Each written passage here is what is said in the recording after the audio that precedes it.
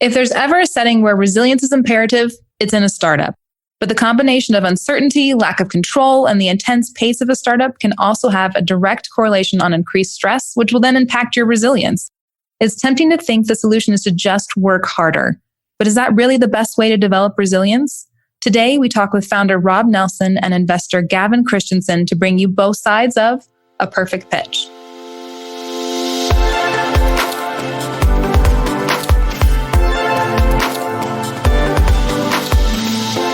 What is Perfect Pitch?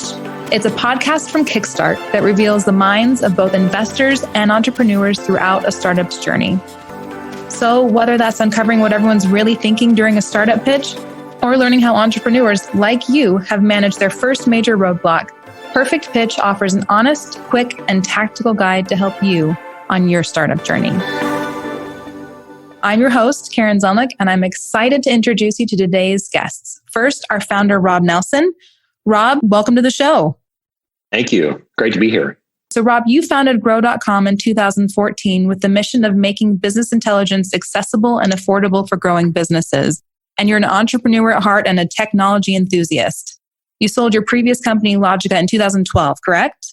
That's right.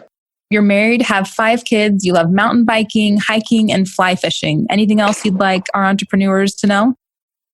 That's a good overview. All things mountain. Love being up in the mountains and spending time on the beach. And our investor today is Gavin Christensen. And Gavin, I'm just going to tell our entrepreneurs a little bit about you. You're the founder and managing partner of Kickstart, so just really the vision behind it. And before that, you were an analyst, associate, and principal at V Spring Capital, and you received your MBA from Kellogg. And I know personally, I don't even want to think about what the startup scene in the Mountain West would be like without you, because you really paved the way for seed funding in the region. And I just think that's awesome. So I'm excited to have you and get your insights today. Anything else you'd like listeners to know? What do you like to do with your free time? In addition to what you named, I love to just be at home. Not really. In the COVID era, my family, we've developed a hobby of going around in our travel trailer, our little Airstream, into various lakes around Utah. We're having fun with that. We're just making the most of the situation like many of you out there. Yeah, that's awesome. And you're an avid one-wheeler and tennis player, right? Indeed. All things electrical. That's amazing. Rob, why don't you tell us a little bit about your founder story? What was the process of starting GrowLike? When I started my first company, I was in college. And you go through this experience as a first-time founder of really not knowing, or at least I went through this, not knowing what I was doing. And the only thing I knew how to do was just like work harder. And that became my strategy. Then I'd sit around and get frustrated with everybody around me that wasn't working as hard as I was. And I knew I needed to change and needed to be a better leader. And so I brought in a management consultant. The first thing that she did was help us establish like our KPIs and really the levers that drove the company forward.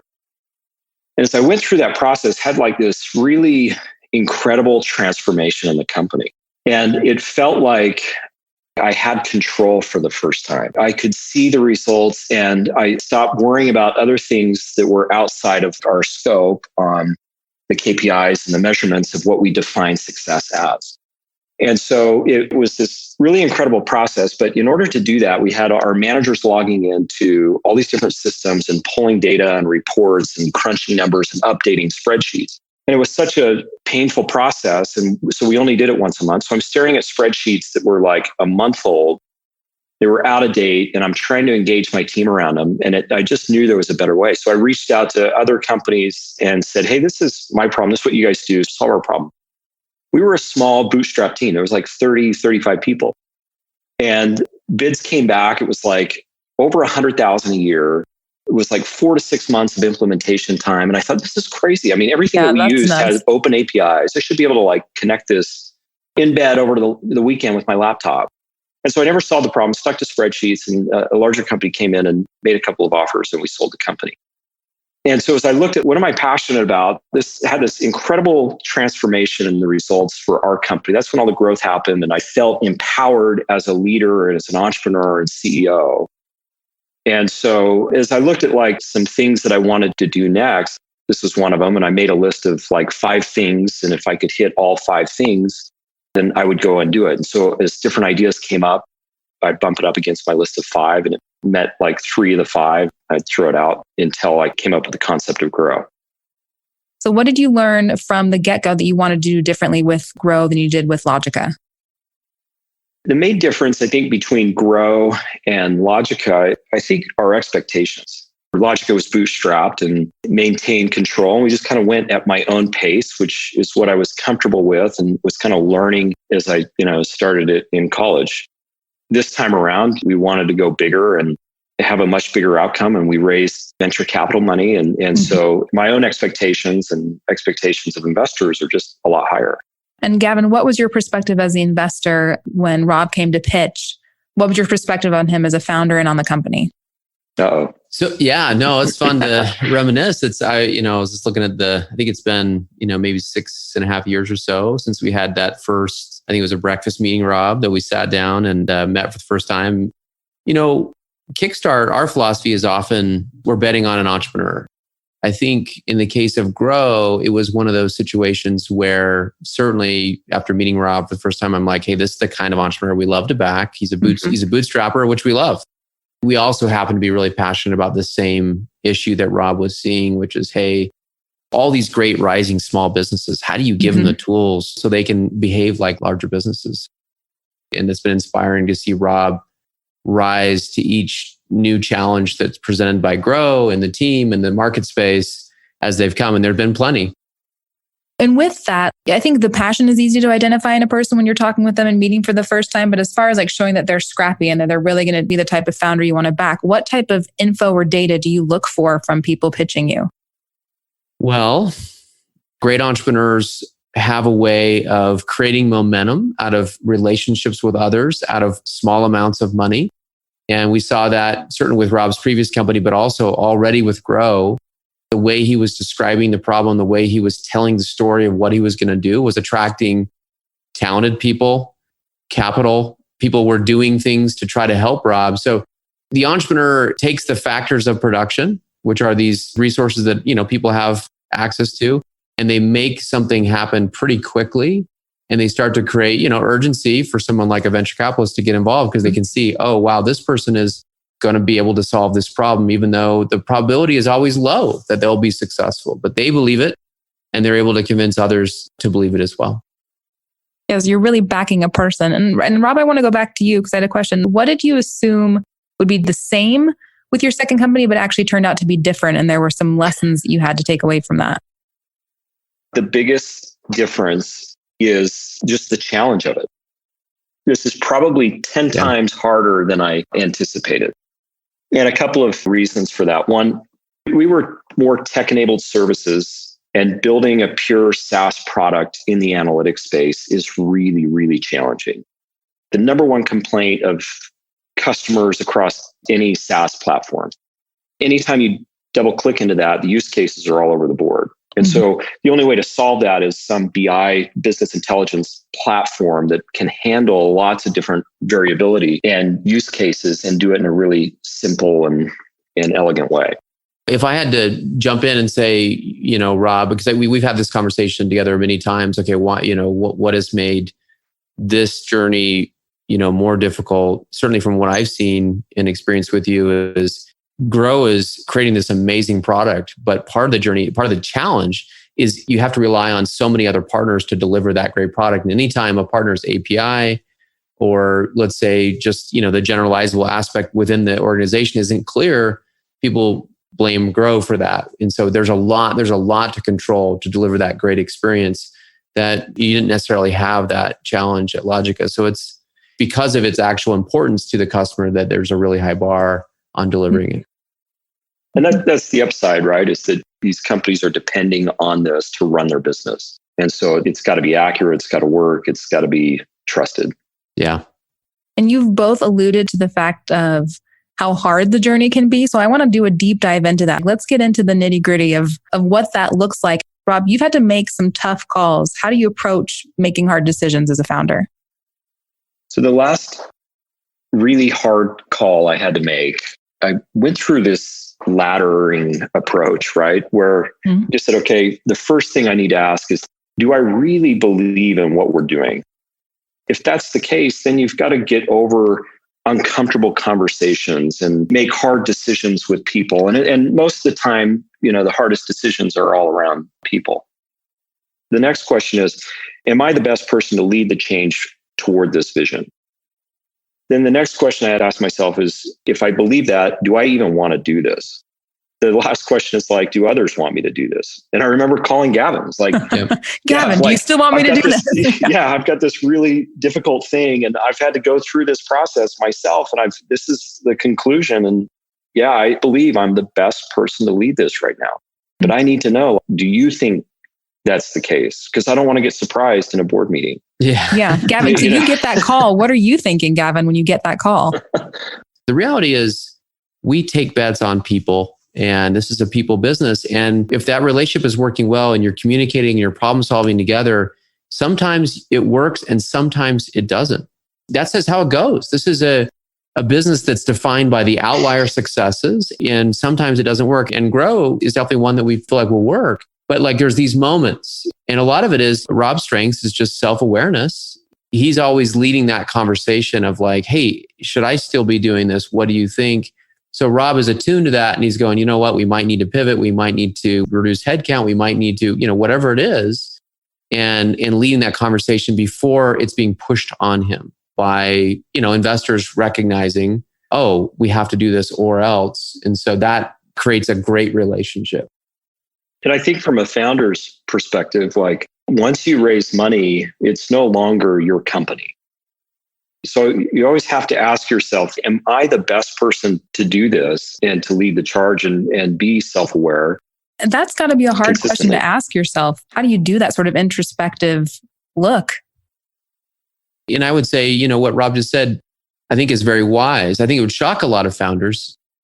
But what Rob is saying is as soon as you have someone else's hopes and dreams on that cap table, someone else's money, it's not just you. So, and I think that's what Rob is saying. Right. Is it's less about, hey, you might be able to control every vote. You might be, that it's not that. Yeah. It's somebody else's emotion, somebody else's money is involved now. And so you have to take that in consideration. In other words, if there's somebody that can grow the equity faster and do a larger outcome than I can, by all means, bring them in. Yeah. Gavin, is that a rare quality for even like a founder to have? It seems like that's a very amazing, rare quality that Rob has. I think the best entrepreneurs that I work with, they tend to have that quality, which is it's the passion and the commitment to be committed like a founder, but also the ability to take a step back and think like an investor. Because fundamentally, you are the largest shareholder in your business. So yes, I think the best leaders I work with have that perspective of always saying, hey, one, I'm going to recruit people that are better than me to my team. And I'm not going to be threatened by that. I'm going to be, I'm Steph Curry. I'll bring in Kevin Durant. He's MVP and I'm winning championships. That's okay. And if there's a time that it's, hey, someone else should take the lead role, great. Anyway, so yes, it's a rare quality, but it's almost necessary, I think, to really scale. So Rob, you've asked yourself more than once if you should still be the CEO of this company. As you mentioned, you kind of asked, like, do I even want to do this? I'm sure there were times where you didn't want to keep doing this, but your love for the company and knowing that you were still the right person kind of created this resilience in you to keep going. So I want to dive into resilience. After you've made 550,000 tough calls with this company, what does resilience mean to you? There's never been an easier time to do a startup. Somebody said this, that startups are easy, stay-ups are hard. Yeah. And staying in it, that's the hard part. I really think that outlasting everybody's like 50% of the battle. Yeah. And a key part of the startups is just surviving long enough to get good. And it just takes time to get good. I mean, strategy is nourished with patience. And you see examples of this all the time. I mean, local examples would be like MX and Brainstorm. I mean, they just have been around for a long time. And now they seem like, oh, they came out of nowhere and these guys are crushing it. And you look at like the ultimate Netflix. I mean, it's taken 2 decades for them to like realize their vision. And I think if you want to change the world, patience and endless endurance are key. I would just add to that. I wrote a post a little while ago that I was pretty passionate about, both in my own experience and in a lot of the entrepreneurs that I backed. It was called Finishers Wanted. And it's what Rob's saying, which is if you want the economics, if you want the credit, if you want to define industries, you have to finish.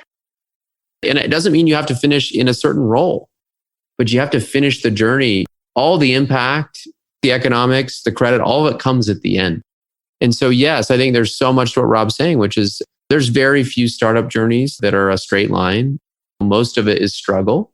Something that I think Rob has done a great job is being transparent and vulnerable about the points of struggle. That's really inspiring for other entrepreneurs to look at a person like Rob saying, hey, he's made it. And to say, hey, actually, this part's challenging. And, I doubted myself here. And some of the Kickstart collective conversations we've had with Rob, where he shared that with other entrepreneurs, have been some of the most profound from the feedback that we heard from CEOs and founders. Gavin, I loved that post. I remember reading that post, and we're going to put a link to that in our show notes because I would love for everyone listening to be able to read that.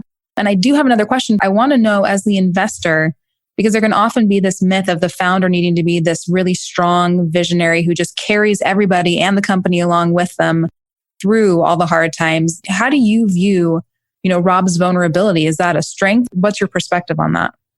I think it's a great question. And I think I personally have fallen victim to that myth about my own self, feeling like I had to be that. And I think that the reality is sometimes a leader, you do need to inspire, you do need to have optimism, and you do need to get people through the rough patch. However, at Kickstart, we believe we invest in the whole person, and we want founders to win with their teams, with their families, with their mental health intact, and recognizing that there are peaks and valleys along the way.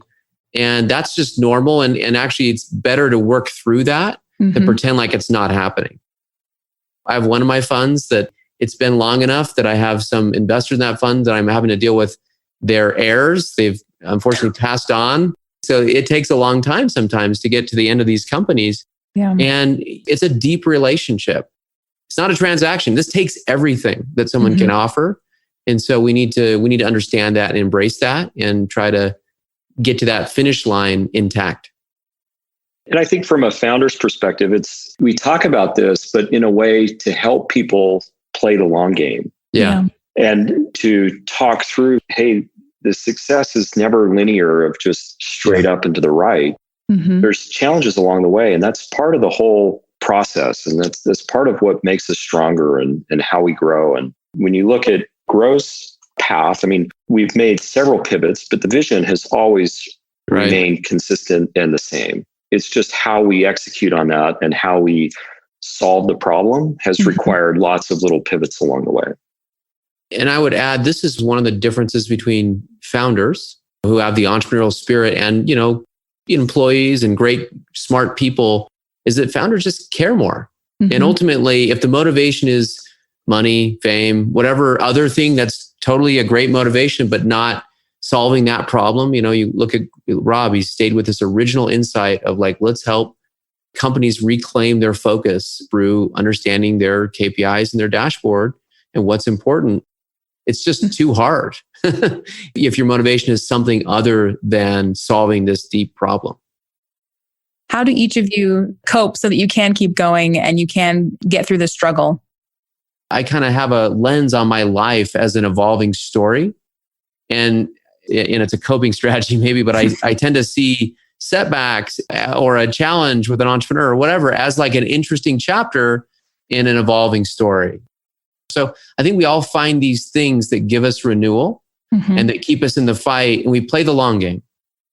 I love that. I view my life as a painting. So I love the correlation of a story. Instead of a ladder, it's a painting. And it's we can cover that up. That's fine. Keep moving, or that'll be a tree now, There you go. Yeah, that's right. Oil paint. It's never done. Right? Yep. Rob, how about you? I guess I certainly don't mean to sound like startups are all grit your teeth and melt your face off in the flame of adversity, right? Oh, that's not the takeaway we should walk away with? That's not the takeaway. It's no more than 90%. No more than 90%. Okay. Yeah, but there is this concept of the messy middle, and that we all love starts and finishes. And it's really romantic, this startup story, and then this big exit or this big ending. And that's kind of that whole model of venture capital and how it works. And so we just kind of are enthralled by this romantic idea. And in the middle, it gets messy and there's ups and downs, but it's so rewarding and it's so great. And as an entrepreneur, what you get to do is artwork. And you get to build the experience and the feelings and the emotions that a customer has and how you support them. I mean, there's just nothing better. And so when you can do it and someone says, hey, this really, really helps me and just makes my life so much better, or this has such a tremendous impact on our company, and then they write a check for it, it's just like, man, this is the best thing in the world. Rob, that concept of nourishing your strategy with patience really resonates with me. And it's something I'm going to be thinking about for a long time, and really appreciate you sharing that. Also, the idea of thinking about your life as plot points in a novel or a piece of artwork are really wise words to live by, whether or not you're an entrepreneur. So thank you both for sharing all of that. And the final question I have as we wrap this up is, Rob, what is one thing you've implemented that you feel has had the greatest impact on your work and life?